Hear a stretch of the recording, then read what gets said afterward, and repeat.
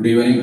എന്റെ ശബ്ദം ശ്രമിച്ചുകൊണ്ടിരിക്കുന്ന public speaking ഗ്രൂപ്പിലെ ആദരണീയരായിട്ടുള്ള മഹൽ വ്യക്തിത്വങ്ങളെ, സഹോദരി സഹോദരന്മാരെ, പ്രഭാഷണ പരിശീലന ക്ലാസിന്റെ ദിനങ്ങളിലൂടെ കടന്നു പോകുമ്പോൾ ഇന്ന് നിങ്ങളുമായി പങ്കുവെക്കുന്നത്, നമുക്ക് ഒരു പ്രസംഗ വിഷയം കിട്ടിക്കഴിഞ്ഞാൽ നമ്മൾ എങ്ങനെയാണ് പെട്ടെന്നൊരു വിഷയം തയ്യാറാക്കുക, അതിനുള്ള എളുപ്പവഴി എന്ത്, അതിന് വല്ല മാർഗവുമുണ്ടോ? പെട്ടെന്ന് നമുക്കൊരു വിഷയം തയ്യാറാക്കാൻ നമ്മൾ ആദ്യമായി ചെയ്യേണ്ടത് 10ഓളം വരുന്ന ജീവിത നൈപുണ്യങ്ങളിൽ അതിപ്രധാനമായിട്ടും യുനെസ്കോ വിലയിരുത്തപ്പെടുന്ന ക്രിട്ടിക്കൽ തിങ്കിങ് വർദ്ധിപ്പിച്ചെടുക്കുക എന്നുള്ളതാണ്. ഒന്നാമതായി യുനെസ്കോ വിലയിരുത്തപ്പെടുന്നതാണ് ക്രിട്ടിക്കൽ തിങ്കിങ് എന്ന് പറയുന്നത്. നിരൂപണ ചിന്താഗതി, നിർണായക ചിന്താഗതി എന്ന് പറയും. ക്രിട്ടിക്കൽ തിങ്കിങ് വർദ്ധിപ്പിക്കാൻ ആവശ്യമായിട്ടുള്ള 3 റോളുകളുണ്ട്. അതിൽ ഒന്നാമതായിട്ടുള്ളത് 5W1H ക്വസ്റ്റ്യൻ എന്ന് പറയും. അത് നമ്മളോട് തന്നെ കുറച്ച് ചോദ്യങ്ങൾ ഉണ്ടാക്കലാണ്. സ്വയം ഒരു വിഷയം കിട്ടിക്കഴിഞ്ഞാൽ ആ വിഷയവുമായി ബന്ധപ്പെട്ട് നമ്മളോട് തന്നെ കുറച്ച് ചോദ്യങ്ങൾ ഉണ്ടാക്കുന്നതിനാണ്. ഇത് വലിയ വലിയ കമ്പനിയുടെ CEO ഉൾപ്പെടെയുള്ള ആളുകൾ ചെയ്യുന്ന റോളാണ്, അതിപ്രധാനമായിട്ടുള്ളതാണ്. കുറച്ച് ചോദ്യങ്ങൾ ഉണ്ടാക്കുമ്പോൾ അതിന്റെ ഉത്തരങ്ങൾ നമ്മളിലേക്ക് കടന്നു വരുമ്പോൾ നമുക്ക് അതുമായിട്ട് ബന്ധപ്പെട്ട് ഒരുപാട് വിഷയങ്ങൾ നമ്മളിലേക്ക് വരും എന്നതാണ്. രണ്ടാമതായിട്ടുള്ളത് ഡു യു റീസർച്ച്. ഒരു കാര്യം നമ്മൾ കണ്ടു കഴിഞ്ഞാൽ, കേട്ട് കഴിഞ്ഞാൽ, ഒരു അറിവ് നമ്മളിലേക്ക് എത്തിക്കഴിഞ്ഞാൽ അത് വീണ്ടും വീണ്ടും ഗവേഷണം നടത്തുക, വീണ്ടും വീണ്ടും അറിയാൻ വേണ്ടി ശ്രമം നടത്തുക എന്നുള്ളതാണ്. മൂന്നാമതായിട്ടുള്ളത് ക്രിട്ടിക്കൽ തിങ്കിങ് വർദ്ധിപ്പിക്കാൻ ആവശ്യമായിട്ടുള്ള റോൾ എന്ന് പറയുന്നത് don't think always you are right എന്നതാണ്. ഇതിലേക്ക് വരുന്നുണ്ട്. ഒന്നാമതായി പറഞ്ഞ ക്രിട്ടിക്കൽ തിങ്കിങ് എന്ന് പറഞ്ഞാൽ, ഒരു വിഷയം നമുക്ക് കിട്ടിക്കഴിഞ്ഞാൽ what, where, when, why, who and how. Mobile എന്ന് പറയുന്നത് ഒരു വിഷയമാണ്. അതിനെക്കുറിച്ചാണ് നമുക്ക് 2 വാക്ക് സംസാരിക്കാനുള്ളത്. ആ സമയത്ത് ആ വിഷയത്തെ കുറിച്ച്, മൊബൈൽ എന്നുള്ള വിഷയത്തെ കുറിച്ച്, വാട്ട്, എന്താണ് മൊബൈൽ, അപ്പൊ നമുക്ക് അതിന്റെ ഉത്തരം കണ്ടെത്താൻ പറ്റുമ്പോ മുൻകാലങ്ങളിൽ നിന്നും വ്യത്യസ്തമായി ഇന്ന് എളുപ്പത്തിൽ ആശയവിനിമയം നടത്താൻ ഉപയോഗിക്കുന്ന ഉപകരണമാണ് മൊബൈൽ. നമുക്ക് പെട്ടെന്ന് അതിന്റെ ആൻസർ കണ്ടെത്താൻ പറ്റും, നമ്മുടെ ചിന്തയിലേക്ക് അത് കടന്നു വരും എന്നതാണ്. എന്താണ് ഇതിൽ അടങ്ങിയിട്ടുള്ളത്, എന്താണ് ഇതിന്റെ പ്രയോജനം? ഇങ്ങനെ കുറച്ച് ചോദ്യങ്ങൾ ഉണ്ടാക്കുമ്പോൾ നമുക്ക് അതുമായിട്ട് ഒരുപാട് വിഷയങ്ങൾ ചർച്ച ചെയ്യാനും സംസാരിക്കാനും സാധിക്കുമെന്നതാണ്. വേർ, എവിടെ നിന്നാണ് ഇത് വരുന്നത്? മൊബൈൽ ആണല്ലോ, എവിടെ നിന്നാണ് ഇത് വരുന്നത്? നമുക്ക് ആ വിഷയത്തെ കുറിച്ചാണ് സംസാരിക്കാനുള്ളതെങ്കിൽ എവിടെയാണ് ഞാൻ സംസാരിക്കുന്നത്, എവിടെയാണ് ഞാൻ സംസാരിക്കേണ്ടത്? വെൻ, എപ്പോഴാണ് ഇത് ഇറങ്ങിയിട്ടുള്ളത്, എപ്പോഴാണ് നമ്മുടെ നാട്ടിലേക്ക് ഇത് എത്തിയിട്ടുള്ളത്, എപ്പോഴാണ് ഇത് എന്റെ കയ്യിൽ എത്തിയിട്ടുള്ളത്, അല്ലെങ്കിൽ എന്റെ കുടുംബത്തിൽ മറ്റുള്ളവരുടെ കയ്യിൽ ഇത് എത്തിയിട്ടുള്ളത്? വൈ, എന്തുകൊണ്ടാണ് നമ്മൾ ഇത് ഉപയോഗിക്കുന്നത്? എന്തുകൊണ്ടാണ് എന്നെ ഈ വിഷയം ഇവിടെ ചർച്ച ചെയ്യാൻ വേണ്ടി ക്ഷണിച്ചത്? എന്തുകൊണ്ടാണ് മൊബൈൽ എന്നുള്ള വിഷയം തെരഞ്ഞെടുത്തത്? ആരാണ് മൊബൈൽ നിർമ്മിച്ചിട്ടുള്ളത്? ആരാണ് ഇത് ആദ്യമായിട്ട് കണ്ടെത്തിയത്? ആരാണ് ആദ്യമായിട്ട് ഇന്ത്യയിലേക്ക് കൊണ്ടുവന്നത്? ആരാണ് മൊബൈൽ ആദ്യമായിട്ട് ഉപയോഗിച്ചത്? ആരാണ് ഇത് ഉപയോഗിക്കേണ്ടത്? ഹൗ, എങ്ങനെയാണ് ഇത് ഉപയോഗിക്കേണ്ടത്? എങ്ങനെയാണ് ഇത് എന്റെ കയ്യിൽ കിട്ടിയത്? എങ്ങനെയാണ് ഞാൻ ഇത് ഉപയോഗിക്കേണ്ടത്? എങ്ങനെയാണ് കുട്ടികൾ ഉപയോഗിക്കേണ്ടത്? ഇങ്ങനെ കുറച്ച് ചോദ്യങ്ങൾ ഉണ്ടാക്കുക എന്നതാണ് ഒരു വിഷയം കിട്ടിക്കഴിഞ്ഞാൽ. ഇപ്പോ COVID-19 ഒരു വിഷയമാണ്.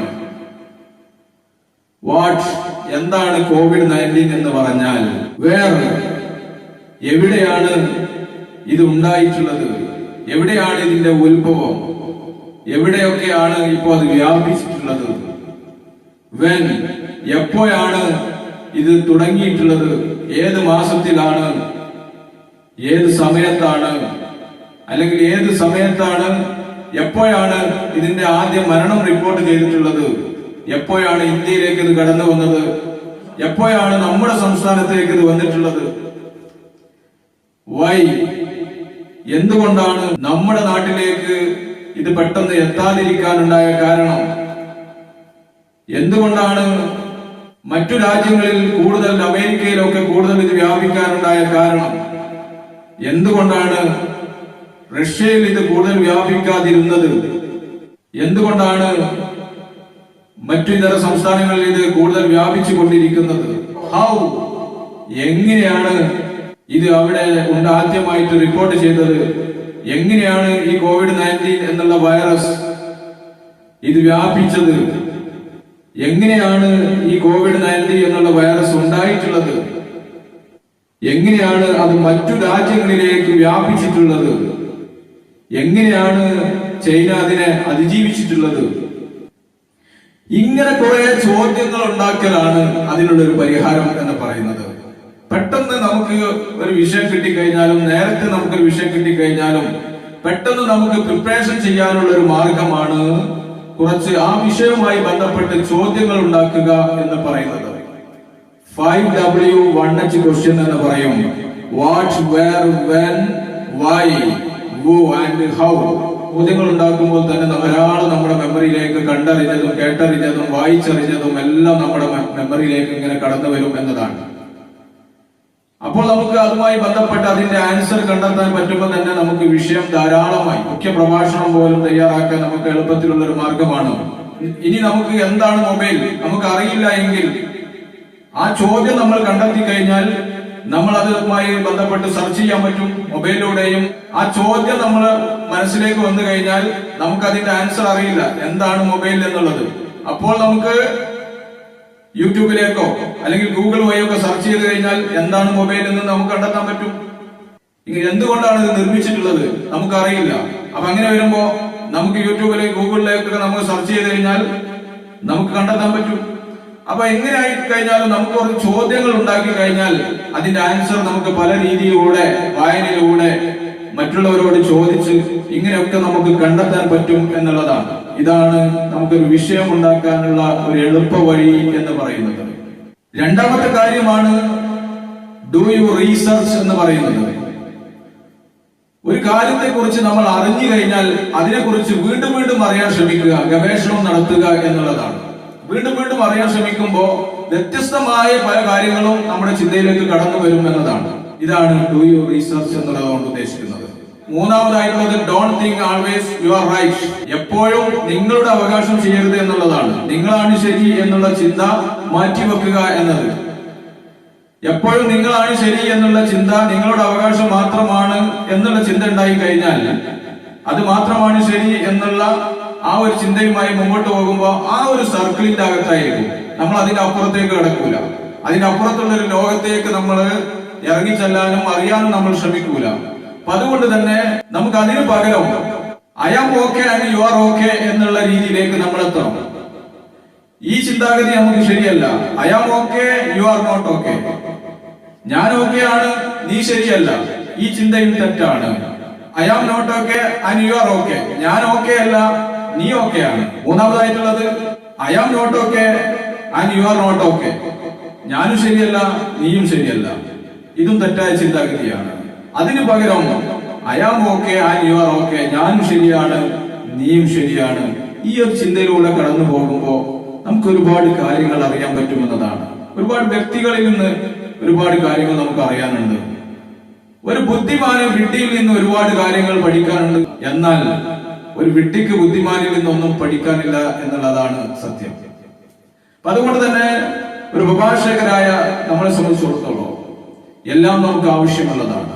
നമ്മൾ യാത്ര ചെയ്യുന്ന സമയത്ത് നമ്മുടെ തൊട്ടടുത്തിരിക്കുന്ന ആളുമായിട്ട് നമ്മൾ എന്തെങ്കിലും സംസാരിച്ചു കൊണ്ടിരിക്കുമ്പോൾ ആ വ്യക്തിയുമായി പല കാര്യങ്ങളും സംസാരിക്കുന്നതിന്റെ ഇടയിൽ നമുക്ക് പ്രഭാഷണത്തിൽ ഉൾപ്പെടുത്താൻ ആവശ്യമായിട്ടുള്ള കാര്യങ്ങൾ കിട്ടും. നമ്മൾ വീട്ടിൽ തന്നെ മറ്റുള്ളവരോട് സംസാരിക്കാൻ, നമ്മുടെ അച്ഛനോട്, അമ്മയോട്, അതല്ലെങ്കിൽ മറ്റുള്ളവരോട്, കുട്ടികളോടൊക്കെ സംസാരിക്കാൻ വേണ്ടി പലതും പങ്കുവെക്കാൻ ശ്രമിക്കുമ്പോൾ അവരിൽ നിന്നും നമുക്ക് ചിലത് കിട്ടുന്നുണ്ട്. അതോടൊപ്പം തന്നെ നമ്മുടെ സുഹൃത്തുക്കളുമായി ചിലത് പങ്കുവെക്കുമ്പോൾ അതിൽ നിന്ന് നമുക്ക് കിട്ടുന്നുണ്ട്, അവരിൽ നിന്ന് നമ്മൾക്ക് പലതും അറിയാൻ പറ്റുന്നുണ്ട്. ഇങ്ങനെ പല കാര്യങ്ങളും നമുക്ക് നമ്മുടെ സർക്കിളിൽ നിന്ന് മാത്രം ചിന്തിക്കാതെ മറ്റുള്ളവരെ കൂടി അവരും ശരിയാണ് എന്നുള്ള ഒരു ചിന്താഗതിയോടെ മുമ്പോട്ട് പോകുമ്പോൾ ഒരുപാട് കാര്യങ്ങൾ നമുക്ക് മനസ്സിലാക്കാൻ സാധിക്കും. അല്ലാതിരുന്നാൽ നമ്മൾ ആ ഒരു സർക്കിളിന്റെ അകത്തായിരിക്കും. I am okay and you are not okay എന്നുള്ള ലെവലായി കഴിഞ്ഞാൽ നമ്മൾ ആ ഒരു സർക്കിളിന്റെ അകത്ത് ഇങ്ങനെ കിടക്കുമ്പോ നമ്മൾ അതിനപ്പുറത്തേക്ക് നമ്മൾ കടക്കാൻ ശ്രമിക്കുകയില്ല, നമ്മൾ അതിന്റെ അപ്പുറത്തേക്ക് എത്തുകയുമില്ല. ഇതാണ് ഈ 3 കാര്യങ്ങളാണ് നമ്മൾ ഏറെ ശ്രദ്ധിക്കേണ്ടത്. പ്രഭാഷണം എന്ന് പറഞ്ഞാൽ ഒരു പ്രഭാഷണ വിഷയം തയ്യാറാക്കുന്നത് കഴിഞ്ഞ ദിവസം എന്താണ് പ്രഭാഷണം എന്ന് ചർച്ച ചെയ്തപ്പോൾ പറഞ്ഞിരുന്നു. അപ്പൊ ഇങ്ങനെ ഓരോ ചോദ്യങ്ങൾ ഉണ്ടാക്കുന്ന സമയത്ത് കേട്ടറിയുന്നതും കണ്ടറിയുന്നതൊക്കെ നമ്മുടെ മെമ്മറിയിലേക്ക് കടന്നു വരും. ആദ്യഘട്ടത്തിലൊക്കെ നമ്മൾ കൂടുതൽ പ്രിപ്പറേഷന് വേണ്ടി സമയം വേണ്ടി വരും. ആദ്യഘട്ടത്തിലൊക്കെ നമ്മൾ 2 വാക്ക് പറയാൻ വേണ്ടി ശ്രമിക്കുമ്പോൾ കൂടുതൽ സമയം പ്രിപ്പറേഷന് വേണ്ടി വരും. കുറഞ്ഞ സമയമാണ് പ്രസംഗിക്കാൻ കഴിയുക. എന്നാൽ നമുക്കിതൊരു ഹാബിറ്റായി മാറുമ്പോൾ കുറച്ചങ്ങോട്ട് മുമ്പോട്ട് പോകുമ്പോൾ കുറഞ്ഞ സമയം പ്രിപ്പറേഷനും കൂടുതൽ സമയം നമുക്ക് പറയാൻ സാധിക്കും എന്നതാണ്. അപ്പൊ കുറഞ്ഞ സമയം പ്രിപ്പറേഷൻ കൂടുതൽ പറയാൻ പറ്റുന്ന ഒരു ലെവലിലേക്ക് നമ്മൾ എത്തണമെങ്കിൽ ആദ്യം നമ്മൾ കൂടുതൽ സമയം പ്രിപ്പറേഷൻ ചെയ്യാൻ ശ്രമിക്കുക. പിന്നീട് നമുക്ക് അവസരോചിതമായി വാക്കുകൾ കടന്നു വന്നുകൊണ്ടേയിരിക്കും എന്നതാണ്.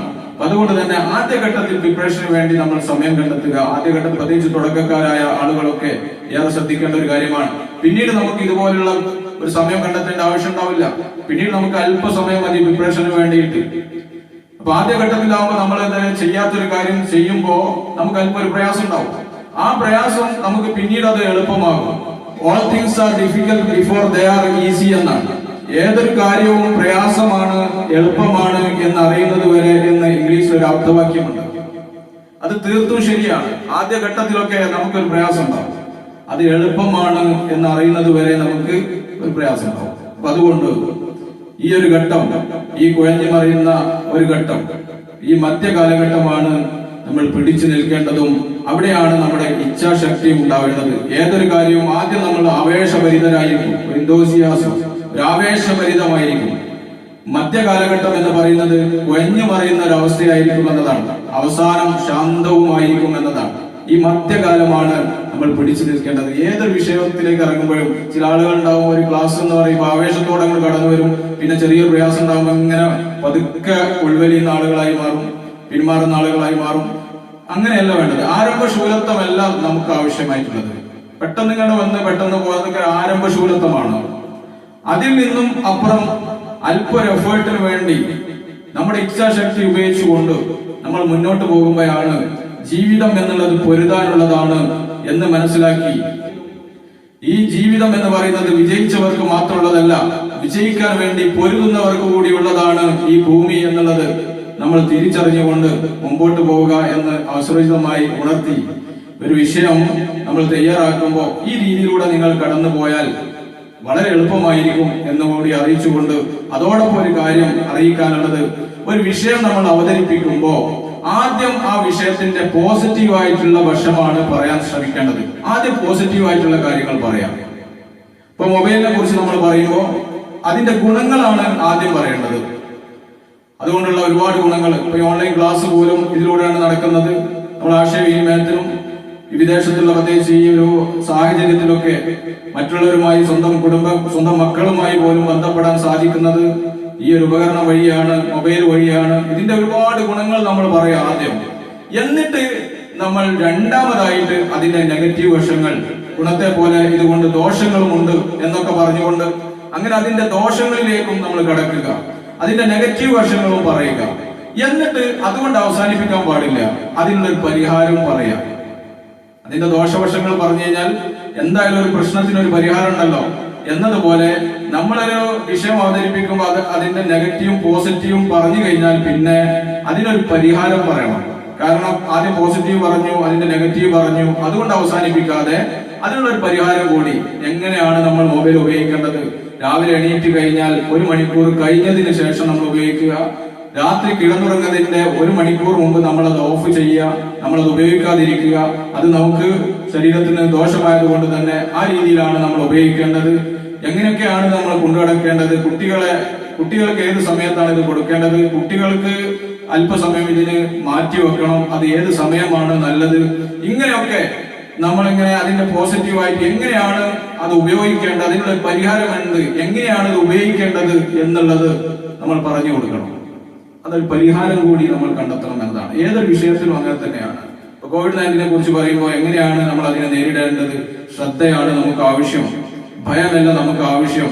അപ്പൊ ശ്രദ്ധ എന്ന് പറയുന്നത് എങ്ങനെയാണ് നമ്മൾ കൈ കഴുകുന്നതും അതുപോലെ ഗ്ലൗസ് ധരിക്കുന്നതും ആരോഗ്യവകുപ്പ് നിർദ്ദേശിക്കുന്നത് പ്രകാരം നമ്മൾ മുമ്പോട്ട് പോകണം എന്നുള്ളതൊക്കെ നമുക്ക് പറയാവുന്നതാണ്. അപ്പൊ ഇങ്ങനെ ഒരു വിഷയം തയ്യാറാക്കുമ്പോൾ, ഒരു വിഷയം നമ്മൾ പറയാൻ ശ്രമിക്കുമ്പോഴും, ഒരു വേദിയിൽ സംസാരിക്കുമ്പോൾ, എവിടെ നമ്മൾ സംസാരിക്കുമ്പോൾ അതിന്റെ പോസിറ്റീവ് പറയാൻ ശ്രമിക്കുക ആദ്യം. രണ്ടാമതായിട്ട് അതിന്റെ നെഗറ്റീവ് പറയാൻ ശ്രമിക്കുക. അവസാനം അതിനുള്ള ഒരു പരിഹാരവും പറയാൻ ശ്രമിക്കുക. ഏത് വിഷയം കിട്ടിക്കഴിഞ്ഞാലും എന്താണ് അതിനൊരു പരിഹാരം എന്ന് കൂടി പറഞ്ഞുകൊണ്ട് അങ്ങനെയായിരിക്കണം ഒരു വിഷയം അവസാനിപ്പിക്കേണ്ടത്. ഈ പറഞ്ഞതൊക്കെ നിങ്ങൾക്ക് ഉപകാരപ്പെടുന്നതാണ് എന്ന് നിങ്ങൾക്ക് തോന്നിയാൽ നിങ്ങളുടെ വിലയേറിയ അഭിപ്രായങ്ങൾ കൂടി ഒന്ന് അറിയിക്കണമെന്നും അറിയിച്ചുകൊണ്ട് ഞാൻ എന്റെ വാക്കുകൾ ഉപസംഹരിക്കുന്നു.